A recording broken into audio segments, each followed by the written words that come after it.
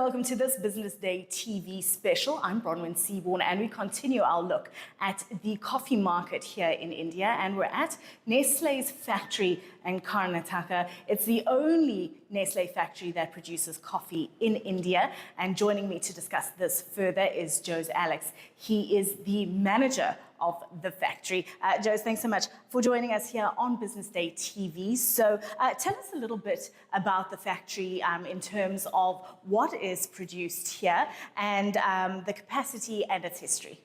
This factory is situated in the state of Karnataka, and we are in the Mysore district, and this place is called Nanjangud.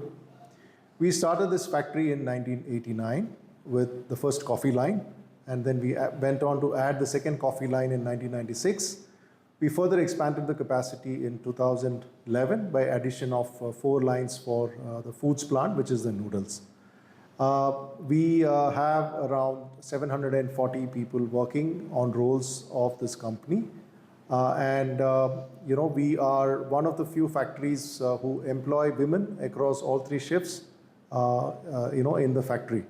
So this is something which we have worked with the government and made sure that we are able to have more women in our workplace, which gives us the competitive advantage that we have a diverse workforce, and 80% of our consumers are also women. So having more women in the workforce really helps us to make sure that we are connected to the consumer more.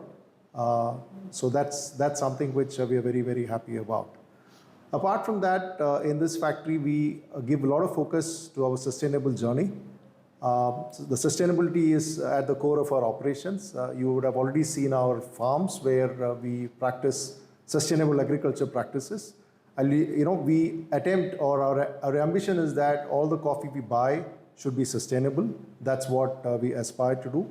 Even in the factory, we use energy to transform or process this green coffee to soluble coffee. There also, we have been consistently focusing on sustainable practices. For example, we have from 2018 to 2024, we have reduced almost, 53% of greenhouse gases which were being, generated from the factory. So we ended 2024 with 47% reduction compared to 2018. We are also working on different areas to further improve this, like usage of biomass fuels, trying to move to more renewable energy sources, using lesser polluting fuel. So these are some of the other initiatives we take from sustainability point of view.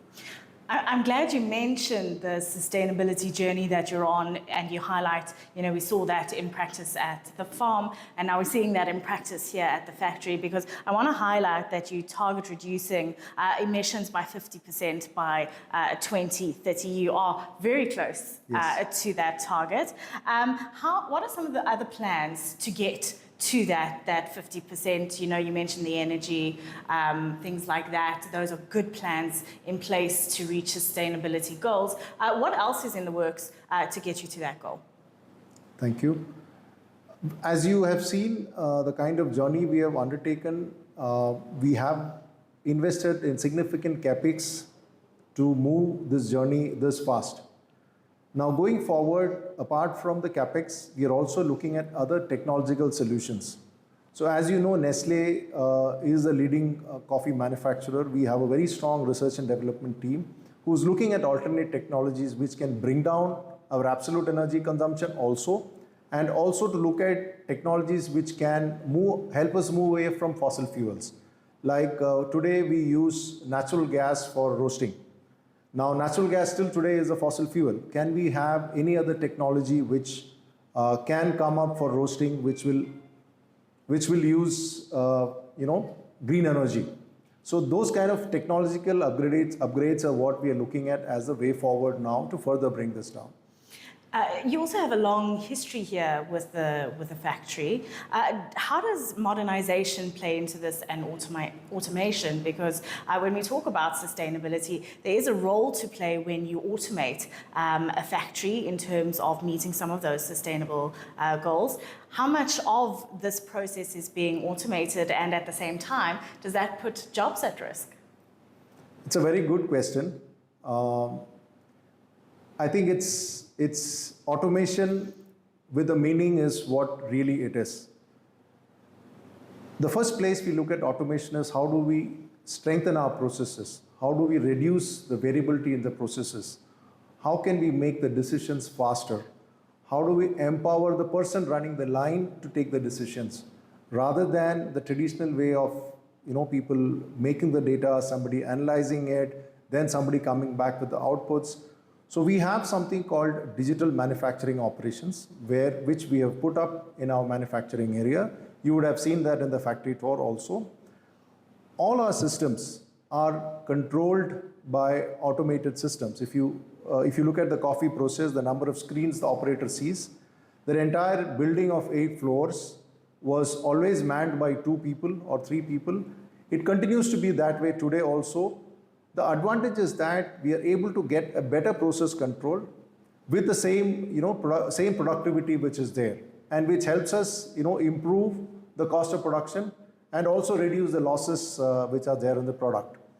So while automation brings in with its advantages, we also have to do the culture shift because people are not used to using these tools. So upskilling them is one of the challenges which is there. And you would have seen in one of the departments where we talked about the competency development plan for people. So we have a plan wherein we work for the competency development of our people to upskill them to use these modern technologies. And as they get upskilled, we are able to give them more jobs because as a factory also we are expanding. So that is the biggest advantage we have, that the more we are able to upskill the people, we are able to deploy them on the more modern technologies which are coming up. Now, we are investing in coffee, and as you heard from my colleague Sunayan, that we are growing well. Unfortunately, we can't share the numbers as it's a closed period today. We are putting up capacities in the factory, significantly more than what we have had till now.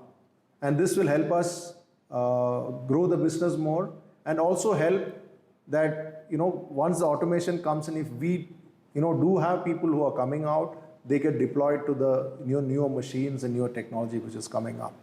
So to answer it, it is not necessarily a direct correlation that automation, may need job losses, right?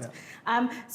And then as the last step in the journey we've taken here in looking at the coffee market is, so you get the cherries, you dry them, you get the beans, you roast them, you make the final product.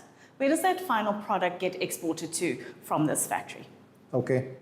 So the largest consumption continues to still be domestic, but we export to South Asia markets like Bangladesh, Taiwan, Singapore. So these markets, are the ones in South Asia. We have also just cleared the US FDA audit, which is a very, very stringent audit for exports to US and to Canada. So we're also exporting our Nescafe Sunrise to US and Canada now. So these are the countries where we export coffee to. And maybe one day you'll export to South Africa? Let's see. Let's leave it there. Jose, thank you so much for joining us. Jose Alex is the factory manager here at the Nestle factory in India. And this is where we leave it for our coffee journey here in India for today. But there's lots more to come on Business Day TV, so stay watching.